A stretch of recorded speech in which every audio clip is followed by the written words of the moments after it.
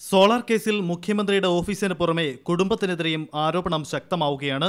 നിയമസഭയിൽ പ്രതിപക്ഷ നേതാവ് വി.എസ്. അച്യുതാനന്ദനാണ് മുഖ്യമന്ത്രിയുടെ കുടുംബത്തിന് സോളാർ കമ്പനിയുമായി രൂഢബന്ധമുണ്ടെന്ന് ആരോപിച്ചത്.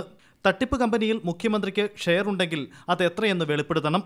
കോടികളുടെ തട്ടിപ്പ് തുക മുഖ്യമന്ത്രി ഉമ്മൻചാണ്ടി കൈപ്പറ്റിയതായും വി.എസ്. ആരോപിച്ചു. ബി.ജെ.പി. സംസ്ഥാന ജനറൽ സെക്രട്ടറി കെ. സുരേന്ദ്രനും മുഖ്യമന്ത്രിയുടെ കുടുംബത്തിനെതിരെ കടുത്ത ആരോപണമാണ് ഉന്നയിക്കുന്നത്. സ്റ്റാർഫ്ലേക്ക് എന്ന സോളാർ കമ്പനിയുമായി മുഖ്യമന്ത്രിയുടെ കുടുംബത്തിന് അവിശുദ്ധ ബന്ധമുണ്ടെന്നാണ് സുരേന്ദ്രന്റെ ആരോപണം. മുഖ്യമന്ത്രിയുടെ മകൻ ചാണ്ടി ഉമ്മൻ കമ്പനിയുടെ സിഇഒ ആണ്. ഇന്ത്യയിലെ മറ്റു സംസ്ഥാനങ്ങളിലും ശാഖകളുള്ള കമ്പനി കേരളത്തിൽ വൻ സോളാർ തട്ടിപ്പ് നടത്താൻ ലക്ഷ്യമിട്ടു. സരിതാ നായർക്കും ബിജു രാധാകൃഷ്ണനും പുറമെ സ്റ്റാർഫ്ലേക്ക് കമ്പനിയെയും അന്വേഷണ പരിധിയിൽ ഉൾപ്പെടുത്തണമെന്നും സുരേന്ദ്രൻ ആവശ്യപ്പെടുന്നു. സ്റ്റാർഫ്ലേക്ക് എന്ന് പറയുന്ന ഈ സോളാർ എനർജി സ്ഥാപനം, ആ സ്ഥാപനത്തിൻ്റെ ഇന്ത്യയിലെ നടത്തിപ്പ് ശ്രീ ചാണ്ടി ഉമ്മനാണ് എന്നുള്ളതാണ്.